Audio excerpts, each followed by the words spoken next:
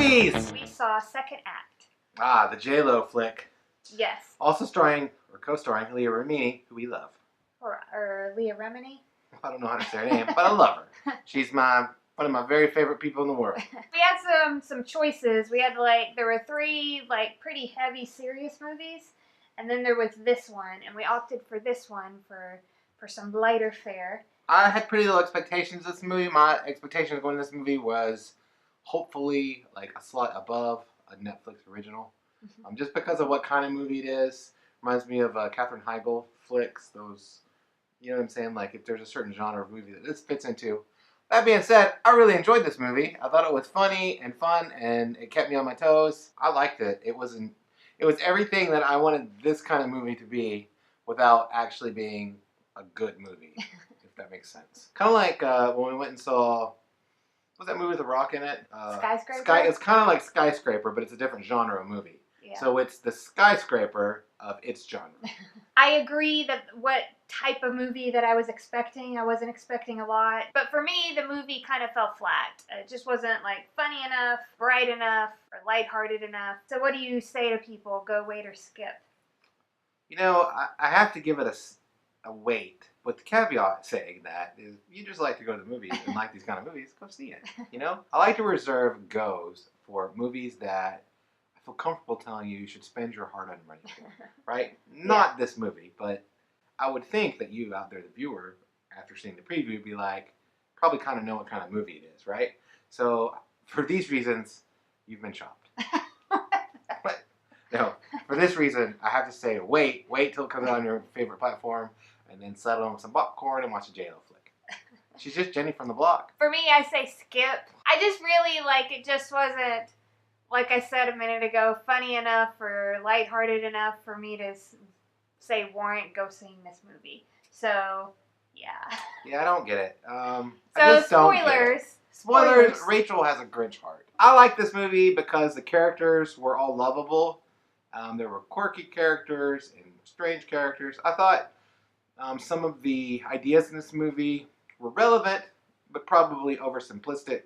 So relevant in that, in today's society, in today's world, today's new economy, with technology especially, you don't have to go out and get a degree today. If I had a child that was of that age, I would say, don't go get a degree.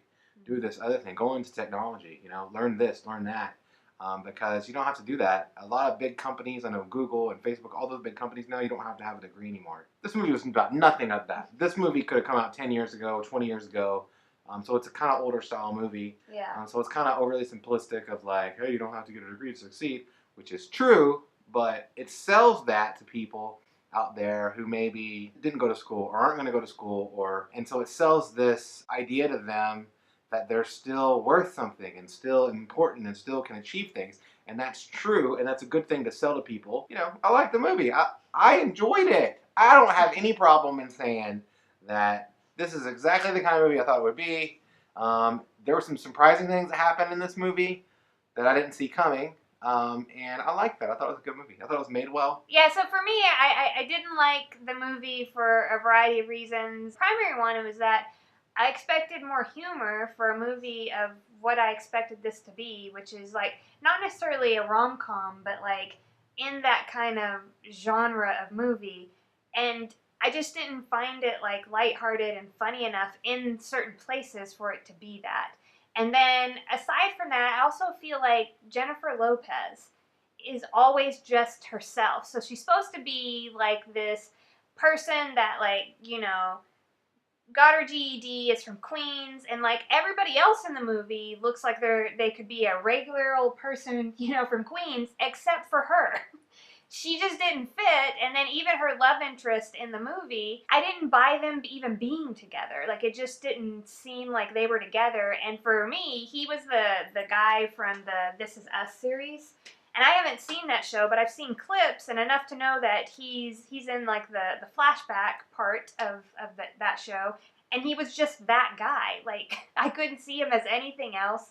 Storyline was just okay, and I don't know, it just didn't do anything for me. The only thing I could say about it is that it dealt with a heavier topic in that, like, Jennifer Lopez's character, she had given up a child when she was 16 or 17 for adoption, and then at the end, like, this child comes back into her life. She's dealing with feelings of, like, guilt and shame, and how it's kind of affected her whole life.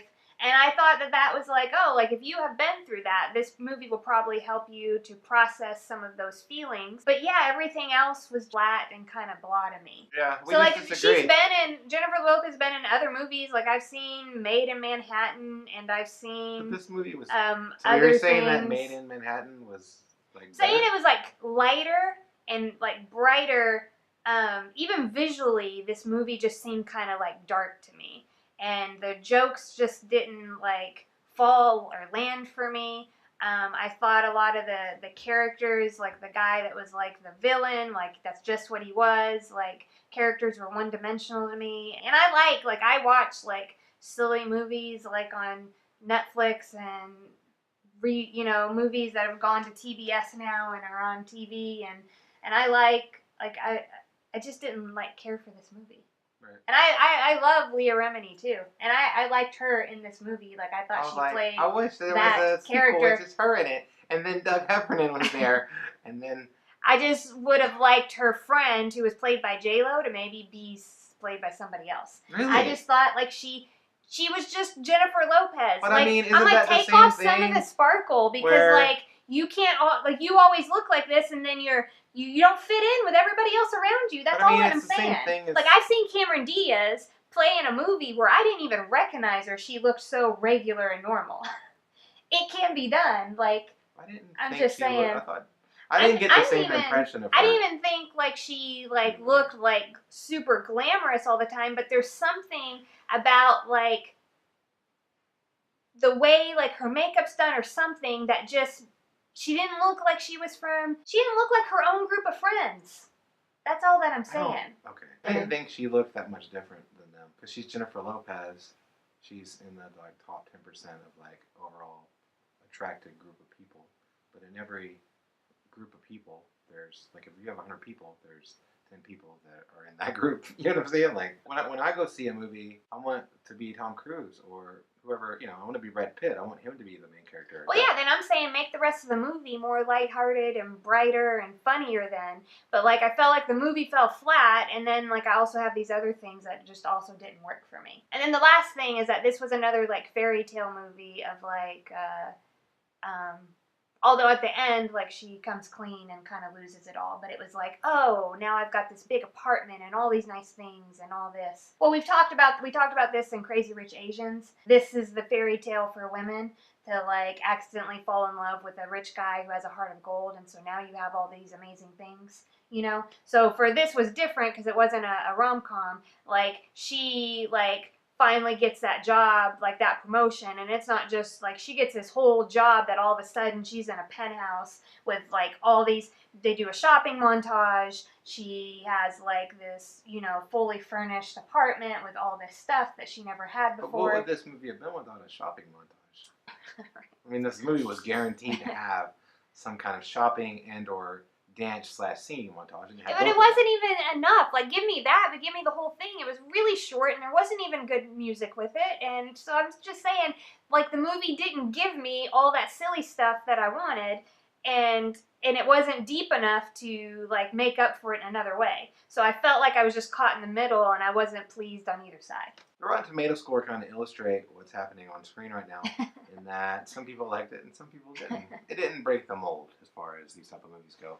I was actually at the end of the movie, I was like, these people, they want to do this thing, they want to make this art, they want their lives to be this, and then they make this movie. Nobody goes to film school or whatever dreaming of making these type of movies. Well, no, because sometimes you have a job, and it's a job. And I do the same thing when I write, Yeah. It's the same as a writer. There's some things that I'm like, I gotta write this and art the crap out of it, and then some things are just, like news reports or whatever, it's just like, oh, I have to do this because somebody will pay for this and they want this. So anyways, I like the movie.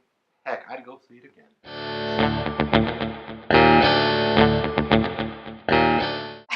And so, what? No. You recently posted in the third person, so people think I said it, that Rachel has a Grinch heart. I post all our stuff because it's our show, so I post it in the third person. Kelsey says that on Rachel, and I'm like, I'm not even on there. Anyway,